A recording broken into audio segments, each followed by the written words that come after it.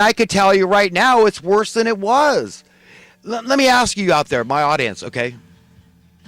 Let me ask you this question. How many guys out there homeless right now would like to be adopted, that are going to die out on the streets, that are desperate, okay?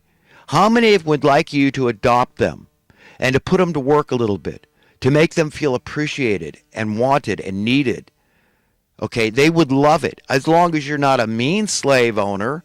What's the difference between having a servant? I mean, what is a servant? That's it. I mean, we can use pejoratives and euphemisms, but yes, I mean, a slave had to be taken care of. A slave needed what every human being needs. A slave needed a roof over their head. A slave needed food. A slave needed water.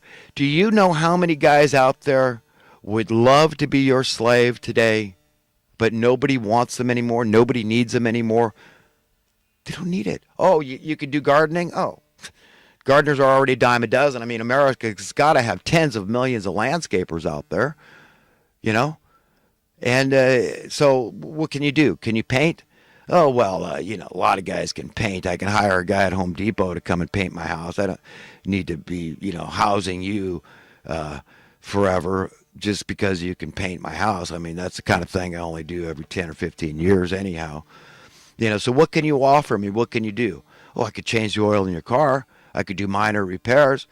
You know what? I got a good mechanic, and I just buy a new car. When you understand what I'm getting at here, what I'm driving at? It's worse.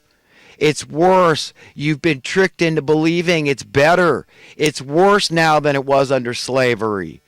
And I am not saying that it's okay to buy and sell human beings. It's still going on today. Look at into white slavery, the pedophilia, all this crap. The prostitution's still going on. There's plenty of male prostitutes out there. Guys dancing around naked, okay, having sex with women on stage for a few bucks. This is going on. This is going on. There's plenty of evidence to that fact. Okay, so, you know, don't try to tell me what the hell money will and won't buy. Okay, it will buy anything. People will do anything for money, including murder heads of state. We're up against some powerful demons. Thank God it's temporary. Thank God the good guy is going to prevail. Because at the end of the day, folks, it'd be an unreadable book. It'd be an unwatchable movie if the good guy didn't prevail. So I want to encourage everybody to believe that really the good guy is going to win this thing. And it's going to be a beautiful thing. It's going to be a beautiful thing for the upright, for those that really hunger and thirst for righteousness, as is written in Scripture, that really want justice to be the rule of the day on earth, and fairness and equality. Okay, that's it, man. We've got to embrace this idea that we were created equal. It's constitutional. Forget the Constitution. It's godly, it's holy, it's right, and it's not religious, because now religion is a pejorative, and I get that. Look at the things that were done under the banner of religion. Look at Charlemagne, okay? This is Catholicism. It was at one time you couldn't own the Bible. This younger generation has to understand how controversial the Bible is. Maybe you'd want it then. People were murdered. They were strangled by the Catholic authorities. This went on. This is the big rift between Catholicism and Protestantism. The Catholic Church wanted a monopoly over Christianity, and they said no. People are going to get the truth, the whole truth, and nothing but the truth. They're going to read it from the horse's mouth, these testimonials. And they're going to know they don't need any priest. They can go in their closet, and they're commanded to go in their closet and pray. And when they pay a tithe, they can do it to anyone they believe, nearby, far away, and in between. Charity is in the eyes and the mind and the heart and the spirit of the believer. Okay, that's it. And it's between them and God who they give this tithe to. So nobody out there can get a monopoly on it, but that's what they were trying to do. So is it any wonder religion's got a bad name? Look what's going on with Islam in the world. Look what's going on with Zionism, what they call, it's blame all the Jews for Zionism. When the Muslims themselves, I got a good Muslim friend from Palestine. He says, we love the Jews. We all get along fine together. Jews and Christians and Muslims have been living together for centuries and watching each other's kids, eating meals together. No, I get it. There's bad actors all the way around, and they infiltrate for the sole purpose of besmirching, slandering, and defaming their enemy. Do you understand? That's how it works.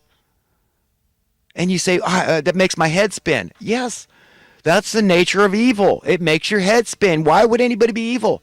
We'll serve the evildoers. They can have whatever they want. All the services, all the commodities, anything they want, we'll serve them. But that's not good enough. Misery loves company, right? They want to be popular. They want to be famous, but they can't. There's already a famous one. Satan is trying to set his throne, as a metaphor, above God's. That's the way the story goes. Okay? And he can't do it.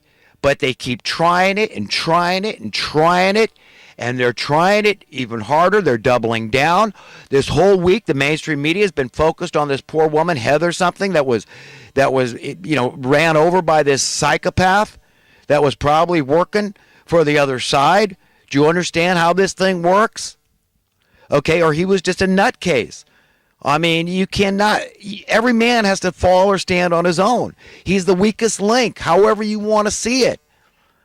Okay, but I got a lot more to say about this. I've written in notes in current events here, and I'll get to very soon. But folks, listen, like Trump said, and I'm going to play the clip I taped off the news if it's still in good order, because sometimes my VCR doesn't play back the tapes that well. But hopefully I can get that clip of Trump being very conciliatory about this whole thing. But the mainstream media constantly showing, and thank God we got Alex Jones' channel and InfoWars telling people, look, here he is again. I mean, they can find dozens of times when Trump has had to retort about being labeled a racist and a xenophobe, whatever else, a bigot, a sexist, all this crap, a white supremacist, anti-Semitic, all this crap.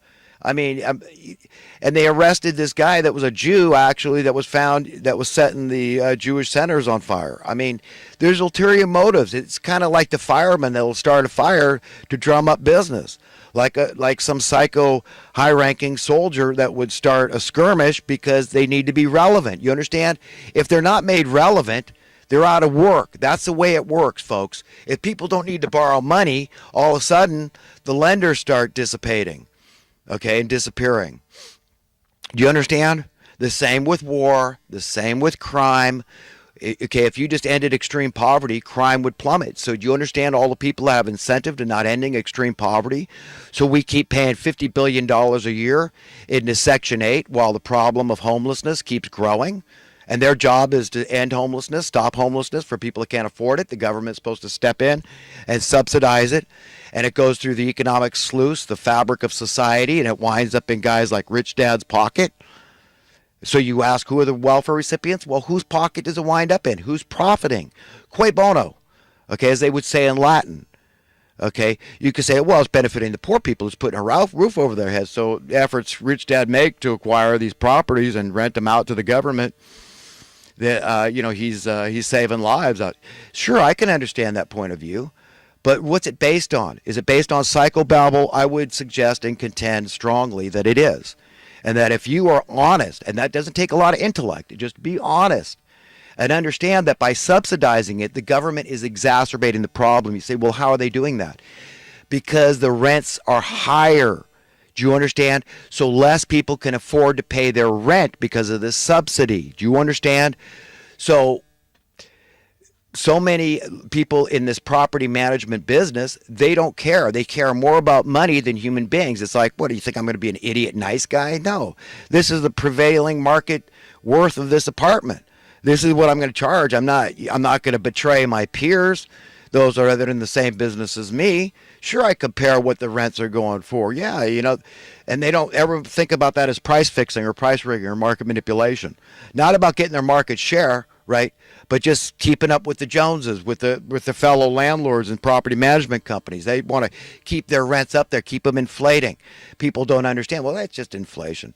They think they understand. No, your cost of living is not supposed to go up. It's always bad. That's debasement of your currency. Okay? It's a very simple equation to understand this thing. So no, this is anti-progress. This is regression. This is how you enslave and bondage people. Okay? This is it. This is how you put more burden on them. This is how you increase their cost of living, their taxation. That's it. The cost to exist, basically. The cost to survive just keeps going up and up and up. And more people can't crack that nut, more and more every day. And the government's just, who can deny what I'm saying is the truth, the whole truth and nothing but the truth?